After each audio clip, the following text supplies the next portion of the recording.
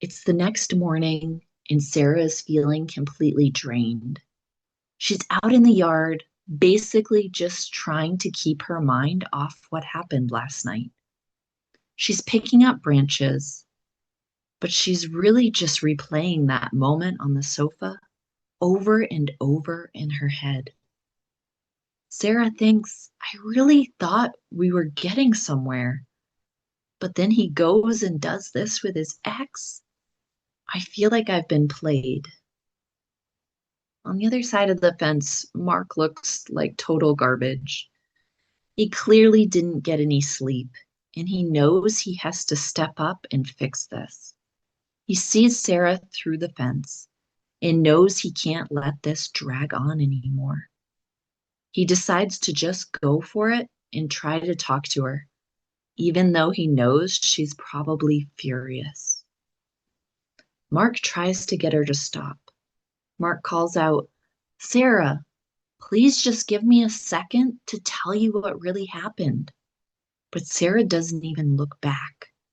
She just keeps walking toward the porch, totally tuning him out.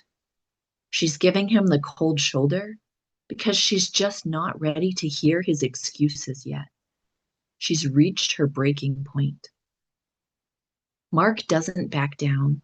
He stays right there at the fence and raises his voice so she can't ignore him.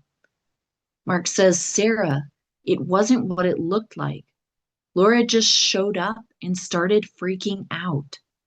I was trying to settle her down and explain to her that I want to be with you and there is no chance for me and her.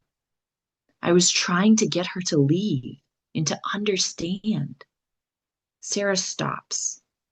She doesn't quite go back to the fence, but she at least turns around, and you can tell she's actually listening now. They both start to move towards the fence, standing right next to each other. Mark decides to stop being defensive and just be real. Mark says, Look, I told her again that it was over. I explained to her that I'd met someone else, someone I actually care about and really want to be with. That's why she was crying. I have no interest in getting back together with her. I was trying to get her out of my life for good. Sarah looks at him, trying to see if he's full of it, but he seems completely genuine. The tension starts to die down. Sarah puts both hands on the fence and says, It just hurts so much, Mark. Seeing her there, exactly where I had been sitting an hour before, I felt like I was just being replaced before our relationship really got started. Mark puts his hand near hers and says, I'm so sorry, Sarah. I never should have let her in.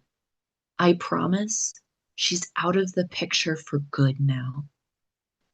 You can tell the wall between them is finally starting to come down.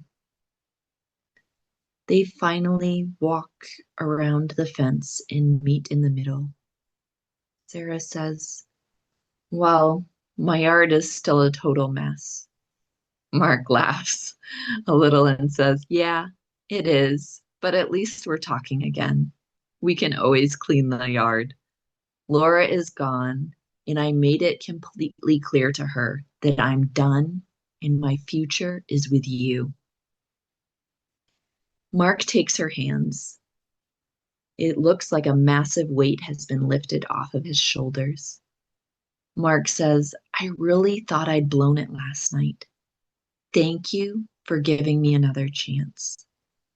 Sarah smiles, and she looks like she can finally breathe again and says, I'm glad I listened.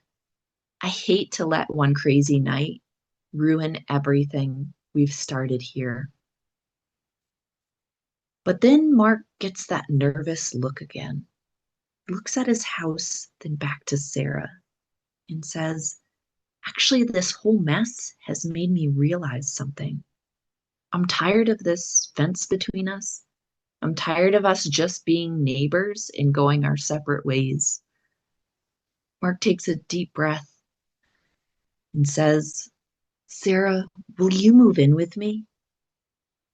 Sarah looks totally blown away. She wasn't expecting this at all.